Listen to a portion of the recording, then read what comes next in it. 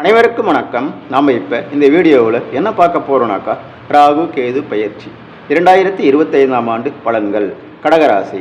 நம்ம சேனலை முதன்முறையாக பார்க்குறவங்களா இருந்தீங்கன்னாக்கா சேனலை சப்ஸ்கிரைப் பண்ணிவிடுங்க. அப்படியே பக்கத்தில் இருக்கிற ஆல் என்ற பெல் பட்டனையும் ப்ரெஸ் பண்ணி விட்டுடுங்க. அப்போ தான் நான் போடுற வீடியோக்கள் அனைத்தையும் உங்களால் பார்த்து பயன்பெற முடியும். சரி, வாங்க வீடியோக்குள்ளே போகலாம். தமிழ் வைகாசி மாதம் 4ஆம் தேதி, ஆங்கிலம் 2025ஆம் ஆண்டு மே மாதம் 18ஆம் தேதி ராகு பகவான் மீன ராசியில் இருந்து கும்பராசிக்கும், கேது பகவான் கன்னி ராசியில் இருந்து சிம்ம ராசிக்கும் பயிற்சி ஆகின்றார். இந்த ராகு கேது பயிற்சி உங்களுடைய கடகராசிக்கு எப்படிப்பட்ட பலன்களை அளிக்க இருக்குன்னு நாம் பார்த்துடலாம். அதுக்கு முன்னாடி ராகு கேதுக்கள்னா யார், அவங்க எப்படிப்பட்டவங்க என்பது பற்றி ஒரு சின்ன விளக்கம், ஒரு இன்ட்ரடக்ஷன் என்று வைத்துக்கொள்ளலாம். இதை நீங்கள் தெரிஞ்சு வைத்துக்கொள்வது நல்லது தான், புரியுதுங்களா? அதாவது ராகு கேதுக்கள் யாருனாக்கா, ராகு கேதுக்கள் நிழல் கிரகங்கள், பருப்பொருள். அவர்களுக்கு உருவம் கிடையாது, அவர்களுக்கு சொந்த வீடும் கிடையாது. அதாவது சூரியன், சந்திரன், செவ்வாய், குரு, புதன், சுக்கிரன், சனி இவங்களுக்கெல்லாம் சொந்த வீடு உண்டு. ஆனால் ராகு கேதுக்களுக்கு சொந்த வீடு கிடையாது, புரியுதுங்களா? அப்படின்னா அவங்க வாடகை வீட்டில் இருக்கிறாங்க, வாடகைலாம் ஒழுங்காக கொடுப்பாங்களா அப்படின்னு நீங்கள் கமெண்ட்ஸில் கேட்காதீங்க. கண்டிப்பாக அவங்க வந்து எந்த வீட்டுக்கு வருகிறார்களோ, புரியுதுங்களா, ராகு கேதுக்கள் எந்த வீட்டுக்கு வருகிறார்களோ அந்த வீட்டை அவர்கள் ஆக்கிரமித்துக் கொள்வார்கள். அந்த வீடை சொந்த வீடாக நினைத்து செயல்படுவார்கள். 1.5 வருஷம், ஒரு ராசியில் 1.5 வருஷம் அவங்களுடைய பீரியட், புரியுதுங்களா? அந்த 1.5 வருஷ காலம் அவங்க வச்சே தான் சட்டம். அவர்களை மீறி எந்த கிரகமும் செயல்பட முடியாது. எக்ஸாம்பிளுக்கு சொல்ல போனாக்கா, அதாவது இப்பொழுது ராகு பகவான் மீன ராசியில் இருந்து கும்பராசிக்குள் வருகின்றார். கும்பம் என்பது சனி பகவானின் வீடு. ஸோ அந்த கும்பத்தில் எந்த கிரகம் இருக்கிறதோ அந்த கிரகத்தினுடைய காரகத்துவம், அந்த பாவத்தினுடைய செயல்பாடுகள் அனைத்தையுமே ராகு பகவான் தன்னுடைய கண்ட்ரோலுக்குள்ளே கொண்டு வந்துடுவார். அதே போல் கேது பகவான் என்ன பண்ணுவார்னாக்கா, இப்பொழுது கன்னியிலிருந்து சிம்ம ராசிக்குள் போயிருக்கிறார். அவர் என்ன பண்ணுவார்னாக்கா, சிம்மத்துக்குள் எந்த கிரகம் இருக்கிறதோ அந்த கிரகத்தினுடைய காரகத்துவம், அந்த பாவத்தினுடைய செயல்பாடுகள் அனைத்தையுமே தன்னுடைய கண்ட்ரோலுக்குள்ளே கொண்டு வந்துடுவார். என்னங்க நீங்கள் கிரகன்றீங்க, பாவன்றீங்க, எங்களுக்கு ஒன்றுமே புரியலைங்க. இது ஜோதிடம் ஓரளவுக்கு நான் கட்டுறவங்களுக்கு நல்லாவே புரியும், ஜோதிடம் தெரியாதவங்களுக்கு சொல்கிறேன். அதாவது ஒன்றும் இல்லை, சிம்பிள், உங்களுக்கு புரிகிற மாதிரி சிம்பிளாக சொல்கிறேன்.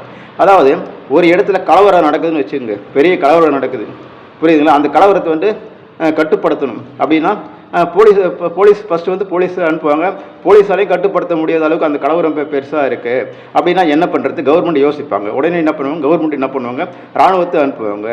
இராணுவம் என்ன பண்ணணும், அதாவது அந்த இடத்த ஃபுல்லாக தன்னுடைய கண்ட்ரோலுக்குள்ளே கொண்டு வந்துடுவாங்க, புரியுதுங்களா? இராணுவம் என்ன பண்ணும், அந்த இடத்த ஃபுல்லாக தன்னுடைய கண்ட்ரோலுக்குள்ளே கொண்டு வந்துடுவாங்க. இராணுவத்தை மீறி அந்த இடத்தில் யாரும் செயல்பட முடியாது, புரியுதுங்களா?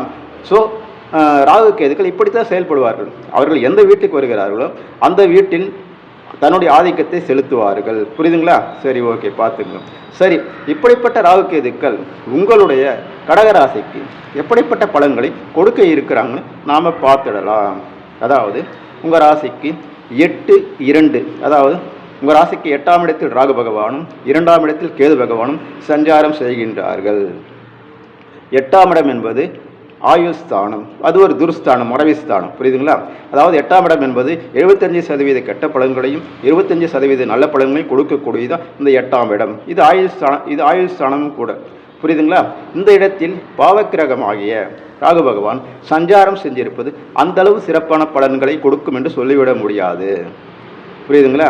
அதனால் நீங்கள் இந்த காலகட்டத்தில் எல்லா விஷயத்திலுமே கவனமாக தான் இருக்கணும். எந்தெந்த விஷயத்தில், அது அடுத்தவங்ககிட்ட பேசும்போதும் சரி, உங்களுடைய தொழிலையும் சரி, புரியுதுங்களா? எந்த ஒரு விஷயமா இருந்தாலும் சரி, எதனா ஒரு முயற்சி எடுக்கிறீங்க, எந்த ஒரு விஷயமா இருந்தாலும் நீங்கள் கவனமாக ஒரு ஸ்டெப்பாக பார்த்து தான் எடுத்து வைக்கணும், புரியுதுங்களா? அடுத்தவங்ககிட்ட பேசும்போது கூட கவனமாக இருக்கணும். பேச்சில் கவனம் தேவை, புரியுதுங்களா? தொழிலில் பேராசைப்படக்கூடாது. எதுக்கு நான் சொல்கிறேன்னாக்கா, இப்போ நீங்கள் ஏதோ ஒரு சொந்த தொழில் பண்ணுறீங்கன்னு வச்சுங்க, ஏற்கனவே கடந்த காலங்களில் அது நல்லாவே போயின்னு இருக்கும், புரியுதுங்களா? இந்த காலகட்டத்தில் நீங்கள் திடீர்னு என்ன பண்ணுவீங்க, சரி அது அதில் ஒரு இன்வெஸ்ட்மெண்ட், அதாவது ஒரு முதலீடு கொஞ்சம் அதிகமாக போட்டு நம்ம இன்னும் கொஞ்சம் லாபம் அடையலாம் அப்படின்னு நீங்கள் நினைப்பீங்க. ஆனால் அந்த இன்வெஸ்ட்மெண்ட்டை முதலீடு படிப்படியாக செய்யுங்க. ஏன்னா ராகு பகவான் அவர் எதுலையுமே ஒரு பிரம்மாண்டம், நல்லா புரிஞ்சுங்க. ராகு பகவான் ஒரு பிரம்மாண்டம், பேராசையை தூண்டுவார். புரியுதுங்களா? அதனால் அந்த பேராசை என்ற வளையத்தில் நீங்கள் சிக்கிக்கொள்ள வேண்டாம். அதனால் உங்களுடைய முதலீட்டை படிப்படியாக செய்யுங்க. ஏதோ ஒரு தொழில் செய்கிறீங்க, அதனால் உங்களுக்கு நல்ல லாபம் வரணும்னு நினைக்கிறீங்க, அதில் தப்பு கிடையாது. ஆனால் வந்து அந்த முதலீட்டை, அந்த இன்வெஸ்ட்மெண்ட்டை படிப்படியாக செய்யுங்க இந்த காலகட்டத்தில். அப்படி செய்யும்போது உங்களுடைய தொழில் நல்லாவே இருக்கும். அதனால் தொழிலில் பெரும்பாலும் பிரச்சனைகள் வராது. ஆனால் சின்ன சின்ன தடைகள் ஏற்பட தான் செய்யும். ஏன்னா ராகு 8ஆம் இடத்துல இருந்தாலும் தடைகள், தாமதம், புரியுதுங்களா? இதனால் வந்துட்டு சில பிரச்சனைகள் வரதான் செய்யும். புரியுதுங்களா? இதனால் நீங்கள் பார்த்து கவனமாக இருந்தால் ஒன்றும் பிரச்சனை கிடையாது. புரியுதுங்களா?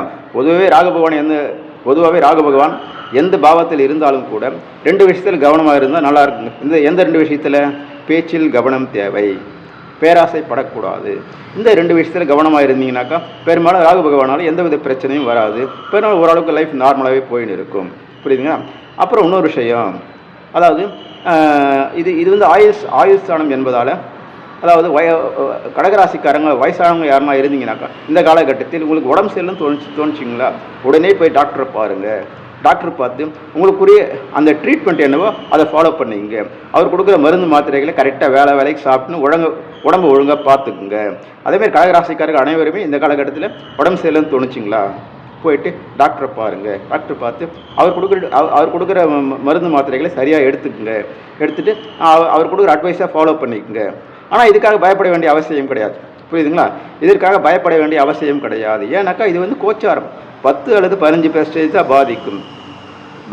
ஆனால் நீங்கள் கேர்லெஸ்ஸாக இருந்தால் தான் பாதிக்கும். நல்லா கேட்டீங்க. நீங்கள் கேர்லெஸ்ஸாக இருந்தால் தான் பாதிக்கும். நீங்கள் கேர்லெஸ்ஸாக இருக்காதீங்க.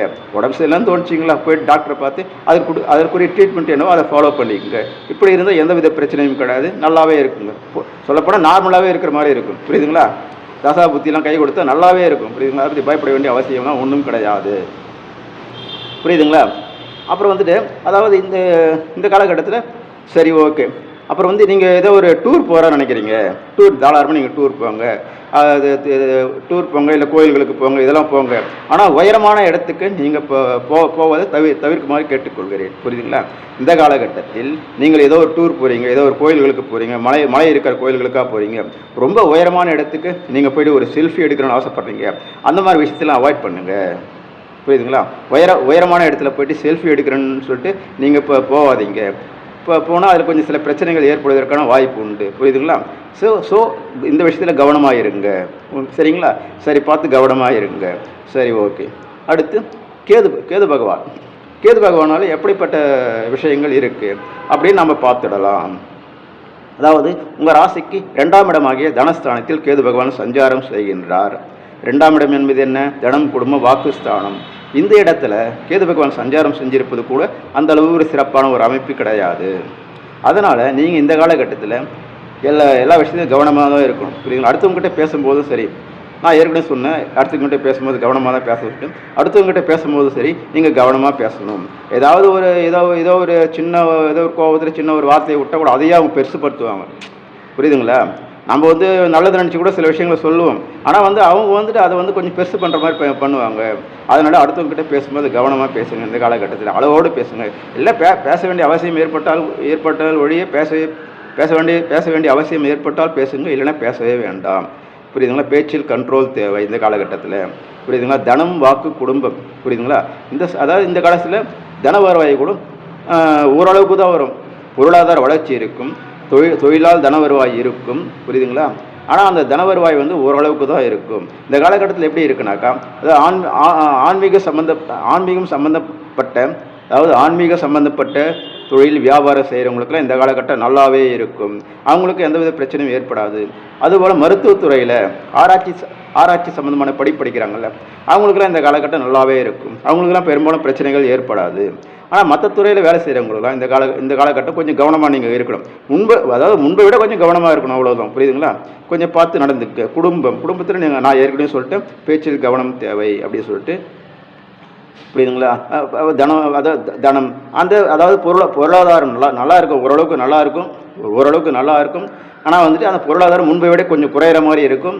ஆனால் வந்து இப்போ கண்டிப்பாக பணம் வரும். புரியுதுங்களா? தொழிலால் பணம் வரும். ஆனால் முன்பை விட கொஞ்சம் குறையிற மாதிரி இருக்கும். நீங்கள் நினைப்பீங்க, என்னடா நம்ம எவ்வளோ கஷ்டப்படுறோம், ஆஃபீஸில் கூட நினைப்பீங்க, நம்ம எவ்வளவோ வந்து ஆஃபீஸ்க்காக நம்ம எவ்வளோ உழைக்கிறோம், ஆனால் நல்ல பேர் கிடைக்கலையே, ஒரு ப்ரமோஷன் கிடைக்கலையே. அந்த மாதிரி உண்டு ஒரு விரக்தியான ஒரு மனநிலை இந்த காலகட்டத்தில் கேது பகவான் உண்டாக்குவார். ஸோ நீங்கள் இது வந்து கோச்சாரம் 1.5 வருஷத்துக்கு தான் இருக்கும், புரியுதுங்களா? 1.5 வருஷத்துக்கு தான் இருக்கும்.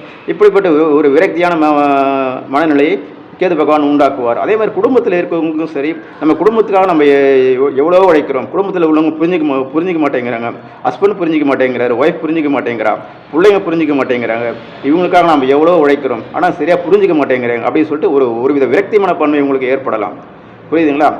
இது வந்து 1.5 வருஷ காலகட்டம் தான். இப்படிப்பட்ட ஒரு மனநிலையை கேது பகவான் உண்டாக்குவார். ஆனால் இதை வந்து நீங்கள் தவிர்க்க முடியும். எப்படி? கடவுளை, அதாவது ஆன்மீகத்தை ஃபாலோ பண்ணுங்கள். மனசை ஒருநிலைப்படுத்தி, அதாவது அடிக்கடி கோயிலுக்கு போகிற பழக்கத்தை வச்சுக்கோங்க, புரியுதுங்களா? அது 2 நாளைக்கு ஒரு வாட்டி, 3 நாளைக்கு ஒரு வாட்டி கோயிலுக்கு போயிட்டு இறை வழிபாட்டை செஞ்சிங்கனாக்கா உங்கள் மனசு அமைதியாகும். ஸோ அதனால் வந்து இப்படிப்பட்ட பிரச்சனைகள்லாம் தவிர்க்க முடியும். சரிங்களா? சரி, ஓகே. அதாவது இந்த காலகட்டத்தில் பொருளாதார ரீதியாக கொஞ்சம் பிரச்சனை ஏற்பட்டால் கூட அதை நீங்கள் சமாளிக்கிற அளவு தான் இருக்குது. அதனால் பயப்பட வேண்டிய அவசியம் கிடையாது. ஏன்னா இது கோச்சாரம் தான், 10 அல்லது 15% தான் பாதிக்கும். அதனால் பயப்பட வேண்டிய அவசியம் கிடையாது. ஸோ கேதுவால் இப்படிப்பட்ட பிரச்சனைகள் தான் இருக்குது. கொஞ்சம் கவனமாக இருந்துங்க. சரிங்களா? அப்புறம் இன்னொரு விஷயம், கோச்சார ரீதியாக நல்லா கேட்டுங்க.